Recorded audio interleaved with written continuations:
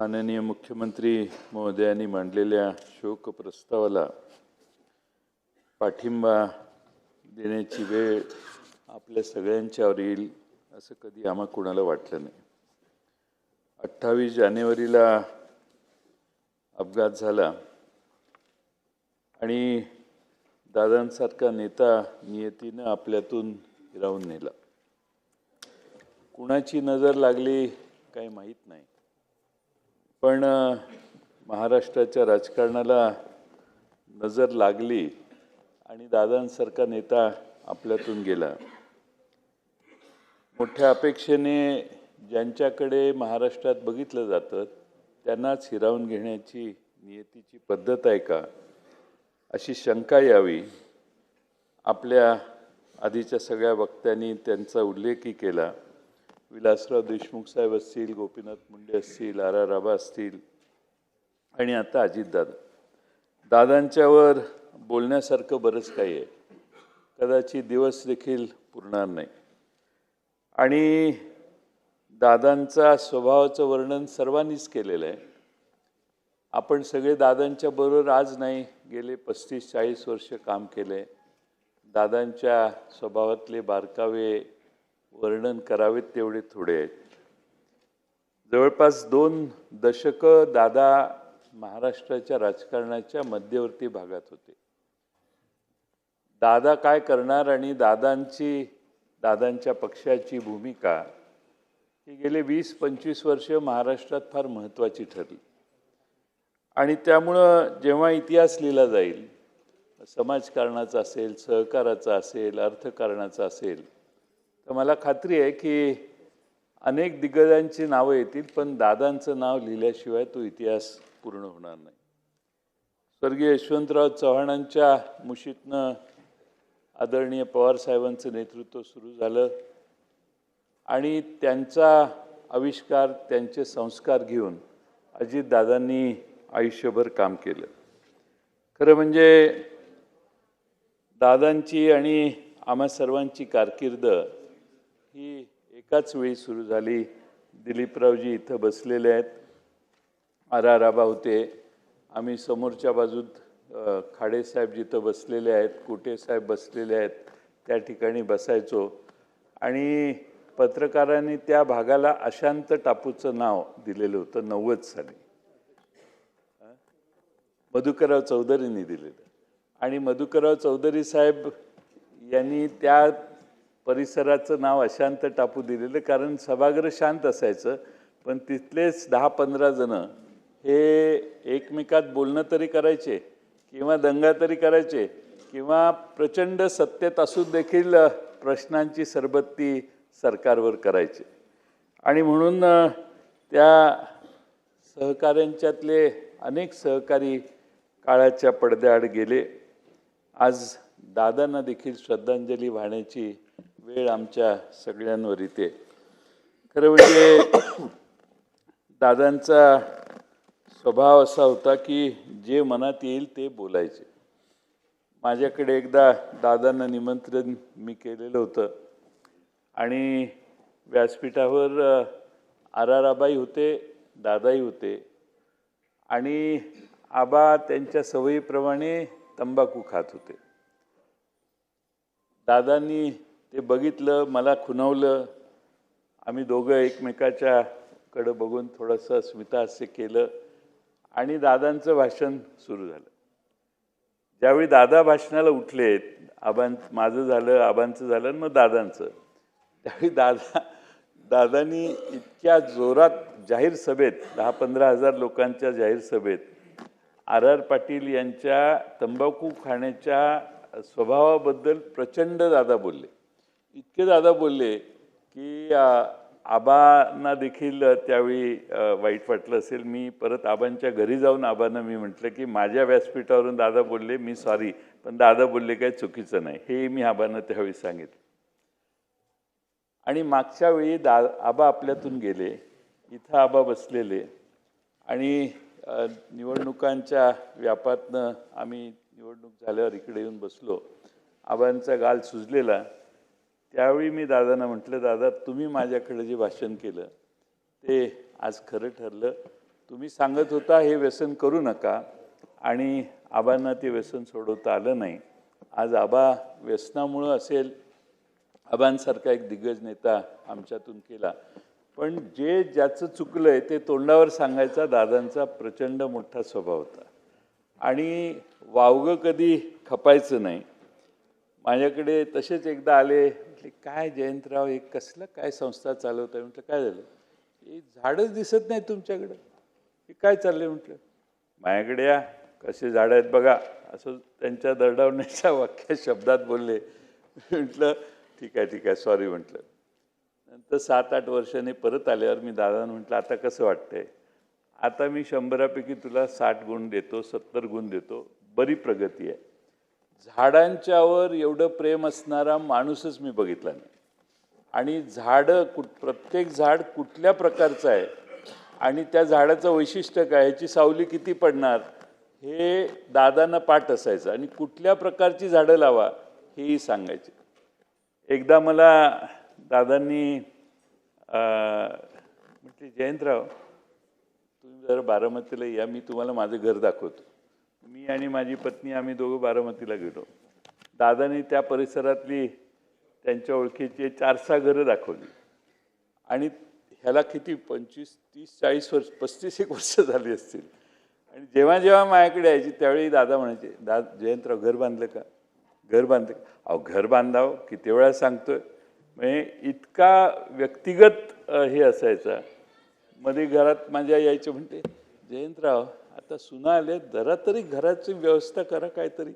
म्हणजे घराच्या बद्दल दादा एवढे टची होते आणि दिसेल त्यावेळी काही नसलं तर ह्या विषयावर यायचे.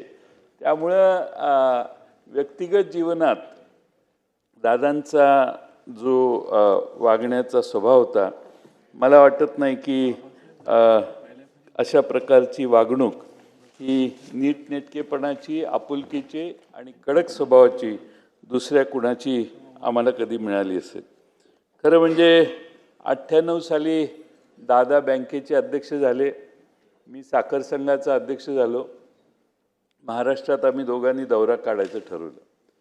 मग विदर्भापासून सगळ्या कारखान्यांना, विदर्भ, मराठवाडा, खानदेश सगळ्या कारखान्यांना भेटी द्यायचा कार्यक्रम केला.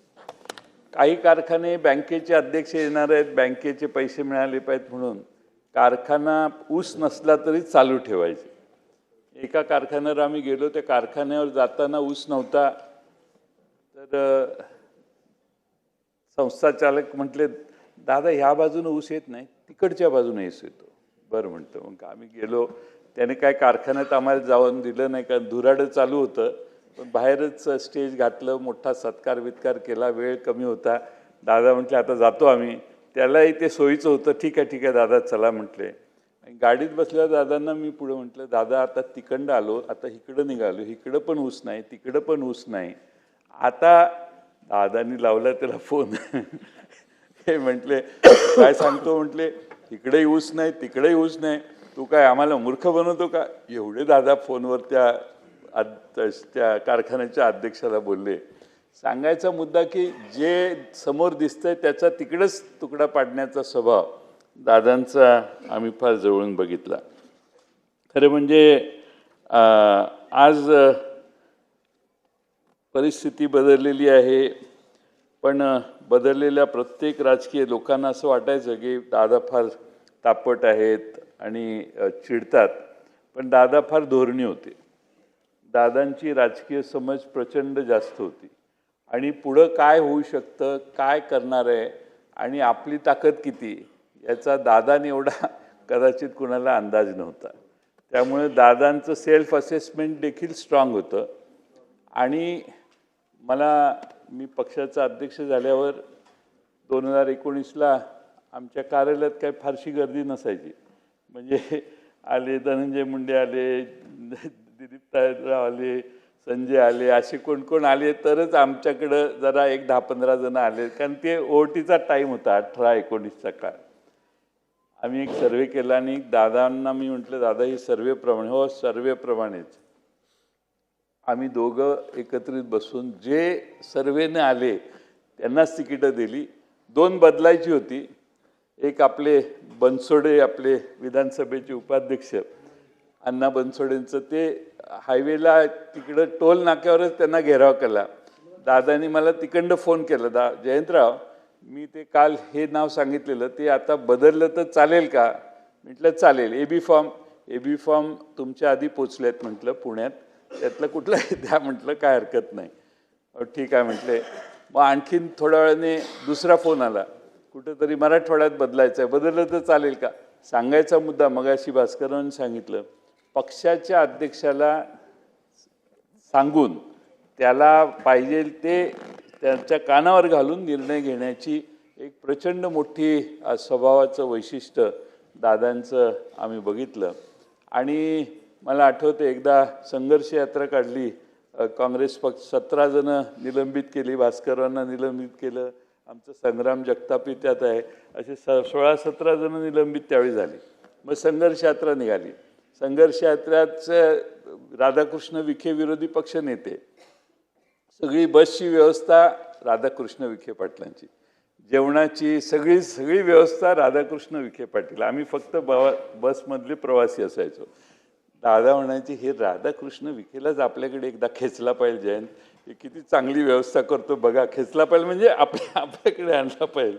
म्हणजे जे ताकद ज्याची आहे, काम ज्याचं आहे, त्याचं रिकग्निशन करण्याचा त्यांचा एक वेगळा स्वभाव होता. आणि सगळ्या महाराष्ट्रात म्हणजे सगळ्या जिल्ह्यात आम्ही त्यावेळी प्रवास केला. आणि दादांचं त्या काळातलं वैशिष्ट्य असं की मगाशी सांगितलं असं, वेळेवर सगळ्यांच्या आधी बसमध्ये जाऊन बसणार, सगळ्यांच्या आधी रेडी होणार, त्यामुळं वेळेचं भान त्यांच्यासारखं कधी नसायचं. मी शेवटी त्यांना सांगायचो, मला जरा अर्धा तास आधीची वेळ कळवत जावा, म्हणजे 8ला यायचं तर 7:30ला कळवा, मी 8ला पोहोचत जाईन. असं मला सांगतच जाऊ नका 8 आहे म्हणून 7:30च सांगा, कारण त्यांचा आणि माझा टाईम कधी वेळेवर एका वेळी कायम वेळेवर प्रचंड जायचे ते. इथं आम्ही बसायचो विरोधी पक्षामध्ये, त्यावेळी सगळे कामकाज संपल्यानंतर त्यांचे स्वतःची व्यक्तिगत कामं काढून बसायचे ते. आणि प्रत्येक बारीक लहान आलेल्या पत्राला काय काय करायचं याच्यावर सूचना लिहायचे. त्यामुळे प्रशासनावर प्रचंड वचक होता. मला खात्री आहे की दादा जर आज आपल्यात असते पुढची 15-20 वर्ष, तर नक्की दादांची क्षमताच एवढी होती आणि ॲक्सेप्टेबिलिटी एवढी होती की दादा भविष्य काळात कधी ना कधीतरी महाराष्ट्राच्या प्रमुख पदावर नक्की बसले असते, याची माझ्या मनात कधीच शंका नव्हती. आणि त्यामुळं अलीकडच्या काळात माझा त्यांचा स्नेह फार जवळचा झाला होता. आणि गेले 8-9 महिने बऱ्याच बैठका माझ्या त्यांच्या झाल्या. आणि त्यावेळी इतक्या वेळेला जेवणाला यायचे, इतके प्रचंड खुश असायचे की मला या मागच्या 4 महिन्यात दादांच्या चेहऱ्यावरची खुशी प्रचंड मोठी होती, हे या ठिकाणी नमूद करणं आवश्यक आहे. खरं म्हणजे आज महाराष्ट्रामध्ये जे समाजकारण राजकारण आहे, ते सगळं समाजकारण राजकारण हे वेगळ्या प्रकारचं आहे. मी त्याच्यावर जाणार नाही, कारण आज ही आपण दादांना श्रद्धांजली वाहतोय. पण दादांना शरद पवार साहेबांच्याबद्दल प्रचंड अभिमान असायचा. मध्ये महापालिकेच्या निवडणुकीत त्यांनी भाषण करताना कोणाला म्हटले मला माहीत नाही, ते म्हटले, तू असशील मोठ्या बापाचा, पण मी पण कमी नाही, मी पण मोठ्या काकांचा पुतण्या आहे, तुझ्या बापापेक्षा माझा काका लय मोठा आहे. याच्यातनं त्यांना ठीक आहे मतभेद झाले असतील, पण शरद पवार साहेबांच्याबद्दल प्रचंड आदर हा शेवटपर्यंत मी त्यांच्या डोळ्यात, त्यांच्या वागण्यात, त्यांच्या बोलण्यात बघितला. अलीकडे साहेबांची तब्येत बरोबर नाही याविषयी देखील ते अतिशय स्पष्टपणाने बऱ्याच गोष्टी आम्हा सगळ्यांना सांगायचं काम करायचं. खरं म्हणजे बोलण्यासारखं अनेक आहे, मी बरेच काय बोलू शकतो, पण मला असं वाटतं की आमचं नेहमी असायचं, आमच्या पक्षाचं ब्रीदवाक्य असायचं, योग्य वेळी योग्य निर्णय.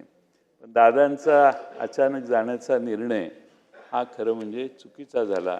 हा एकच निर्णय दादांचा चुकला असं म्हटलं तर वावगं ठरणार नाही. मला समोरून सारखे खुणवायचे आणि एकदा इथं मी बसलेलो मुनगंटीवार तिकडनं मला म्हटले जयंतराव आमच्यात या. त्यावेळी दादा उठले एवढे तडकाफडकी आणि दादांनी मुनगंटीवार साहेबांना फारच मुनगंटीवार साहेबांच्या बोलण्याला आक्षेप घेतला. मग दादा तिकडे गेले आणि वहिनी बसल्या तिथं दादा बसायचे. तिथं बसल्यावर दादांनी तिकडनं भाषणात मला सांगितलं आमचं तुमच्यावर फार बारकाईनं लक्ष आहे. आणि मग बाकीचे काही राजकीय भाष्य केलं त्यांनी. त्यामुळे सारखे म्हणजे राजकीय म्हणजे जागरूकता त्यांची सभागृहात काही झालं कुठंही तर चटकन त्याला म्हणजे रावळ काय बोलले तर रावळ्यांच्या मतदारसंघातली माहिती देखील त्यांना परफेक्ट असायची. त्यामुळं ह्या 288 मतदारसंघाचा अतिशय बारकाईनं अभ्यास दादांना होता हे आपल्या सगळ्यांना कबूल केलं पाहिजे. खरं म्हणजे अनेक गोष्टी या ठिकाणी सांगता येतील. आम्ही भाषणाला जायचो तर सगळे समोर दादांच्यासाठी घोषणा असायची. एकच वादा अजित दादा. आणि ती घोषणा एक एवढी मोठी असायची असं आम्हाला वाटलं नव्हतं की दादा एवढ्या लवकर आपला वादा तोडून आपल्यातून निघून जातील. दुर्दैव आहे बाकीच्या सगळ्या गोष्टी येतील पण माणूस गेल्यावर त्या गोष्टी आपल्याला मिळू शकत नाहीत. आम्हा सर्वांचीच जे राष्ट्रवादी शरद पवार साहेबांच्या छत्रछायाखाली काम करणारे कार्यकर्ते आहेत त्या सर्वांचीच प्रचंड हानी झाली आहे. पण बारामतीकरांची फार मोठी हानी झालेली आहे. बारामतीत आपण गेल्यावर बारामतीचं जे वैशिष्ट्य आहे प्रत्येकजण आपापल्या मतदारसंघात सरकारकडून मदत घेऊन जातो. पण बारामतीमध्ये गेल्यावर लक्षात येतं की दादांनी बारामती किती बारकाव्यानं उभी केलेली आहे. रस्त्यावरच्या फुटपाथच्या रंग जरी खराब झाला तरी गाडी उभं करून फोन करून तो रंग परत मारून घ्या सांगणारे दादा आणि स्वतः फुटपाथ झाडं आणि तिथला परिसर बघण्याच्यासाठी प्रचंड वेळ देणारे दादा हे आपण सगळ्यांनी बघितले. ते बारामतीकरांना त्यांची कायमची उणीव भासेल असं मला वाटतंय. लोकप्रतिनिधी आपण सगळेच आहे पण एवढा जीव लावून त्या बारामतीत काम दादांनी केलं हे तिथं गेल्यावरच आपल्या सगळ्यांना कळू शकतं. आणि म्हणून आज त्यांना श्रद्धांजली वाहण्याची वेळ आमच्यावर कधी येईल असं आम्हाला कधीच वाटलं नाही. मला दादा गेल्याचा धक्का प्रत्येकालाच आहे. आम्हा सगळ्यांना तर बातमी कळल्यानंतर सुचत नव्हतं की असं शक्य कसं होऊ शकतं. म्हणजे दादांच्या पार्थिवाचं दर्शन घेण्याचंही धाडस आम्ही तिथं असूनही आम्हा कुणाला झालं नाही. आणि त्यामुळं माझी मुख्यमंत्री महोदयांना विनंती आहे की हा अपघात कसा झाला कशामुळे झाला मला खात्री आहे आपण त्यात लक्ष घालाल आणि तांत्रिकदृष्ट्या हा अहवाल जो येईल त्याच्यामुळं महाराष्ट्रात असा अपघात कसा झाला याचा खुलासा स्पष्टपणे होणे आवश्यक आहे. असं म्हणजे ॲक्सिडेंट यापूर्वी कधीही मोठ्या विमानांचाही लहान विमानांचाही हा असा कधी झालेला आम्हाला ऐकवत नाही. आणि म्हणून दादांना मी राष्ट्रवादी पक्षाच्या वतीनं श्रद्धांजली वाहतो. अजून बराच वेळ बोलता येईल पण मी सभागृहाचा वेळ घेऊ इच्छित नाही.